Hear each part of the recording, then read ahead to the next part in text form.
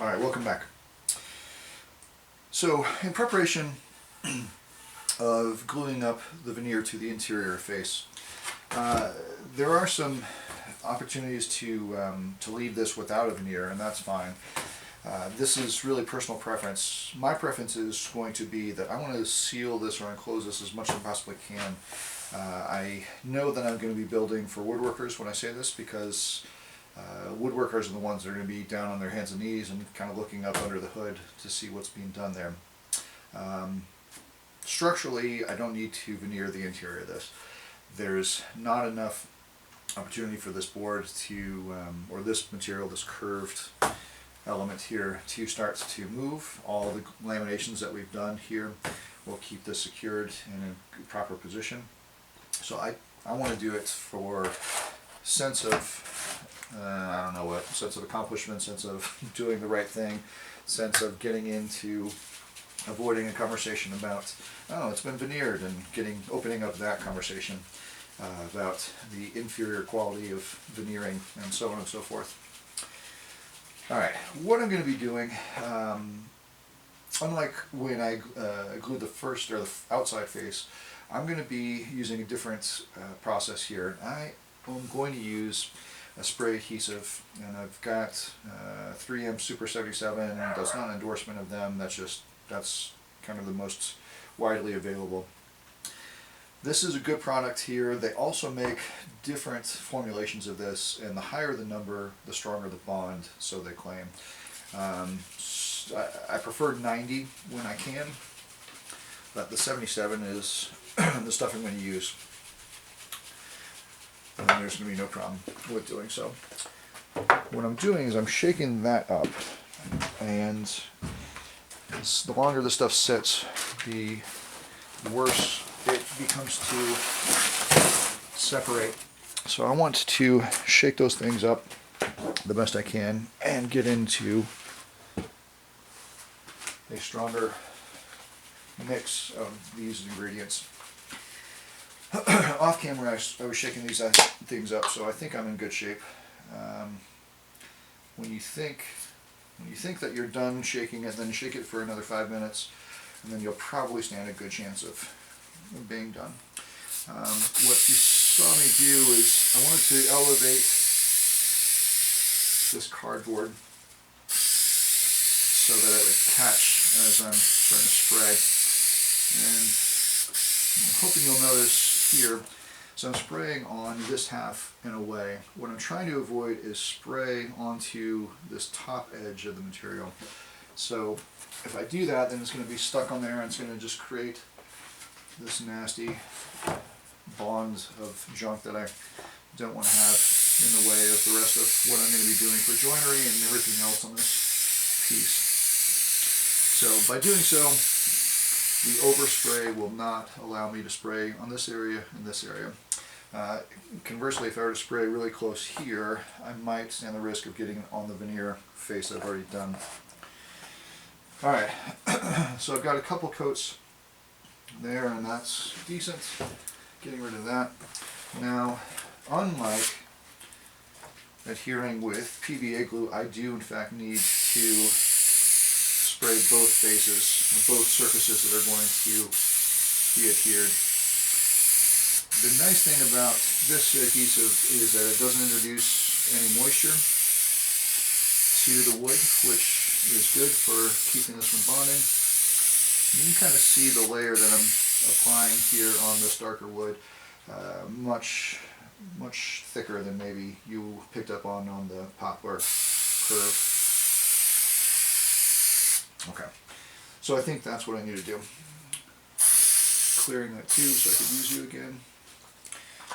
Alright, so a word about contact adhesive or spray adhesive, which is the same stuff, it's just atomized into the bottle. I'm just rubbing my forearms because I can feel this stuff when it becomes atomized, it gets everywhere. And that's kind of the big issue about this stuff is, for woodworkers, it's this nasty business about where and what it's getting onto. So, word to the wise for applying this stuff is you don't want to do this where I'm doing it in essence. I'm doing it on an elevated position here. This is a bench top, and it could potentially get onto everything. The fact I need to kind of rub off my arms here tells me that it's bouncing back and getting on this, it's getting over there, it's getting over there. The reason that I folded the back of this cardboard up was to avoid any overspray getting onto stuff beyond there. Ideally, you would want to set this as low as possible, so on the ground, and then cardboard again, and then spray these things. The fact that I'm talking over this is reflective of the fact that we need to give it a little time for these things to start to set. So while we're waiting for this, the pros and cons of this particular adhesive. Number one is once you've adhered both sides, given it the proper amount of time to start to set up, then once you touch it to the other piece, good pressure, then it's on there, it's stuck, which is great. You don't need to have clamps, don't need to wait for this thing to cure overnight or whatever. It's going to be ready to go.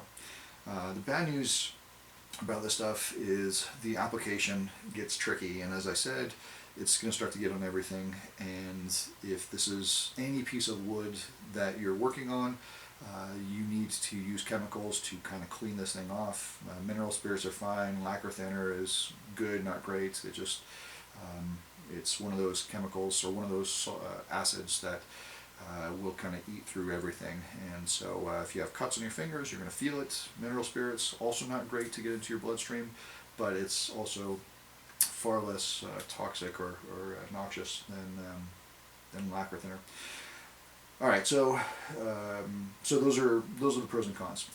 The big concern for me is with doing this, I just don't want to get this thing on everything else, as I've alluded to many times. So just being conscious of that. The other part of this that I think is tricky is that there is a limited window of time for which this can be applied to the other side. And I think what a lot of people do is they rush it and they spray this thing on, the instructions on the can, wait for it to dry, and then you can put it on, or dry to the touch, I think is the language they use. And that's great, but there's a big question mark for me about when's too soon, when's too late.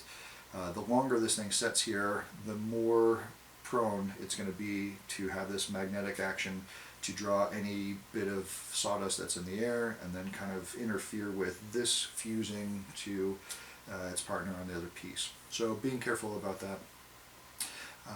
The test that I think I've gotten into here is I'm very fortunate to have hair on the back of my knuckles, and if I can get that to touch this adhesive and then come away cleanly, then I know that it's dry.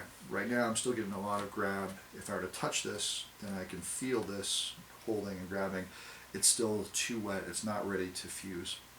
So I'm going to give it a couple more minutes, and then I'll start the video back, and then we'll talk about how to apply it. But it definitely has its limitations. I like it for showing another option. The other thing that's really great about this specific adhesive is that it's reversible in a way that's much more easily done than a PVA glue or an epoxy or whatever other adhesive you're looking to use.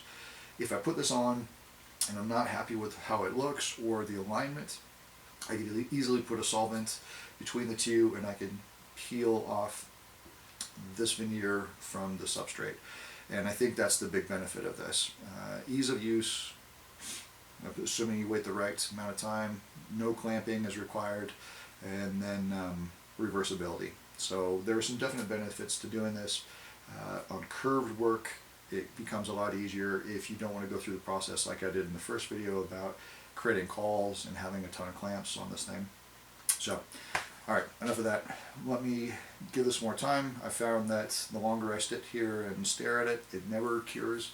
And so let me turn off the camera, I'll go do something else, and I'll come back probably another 5 to 10 minutes and double check. I'll catch up with you then.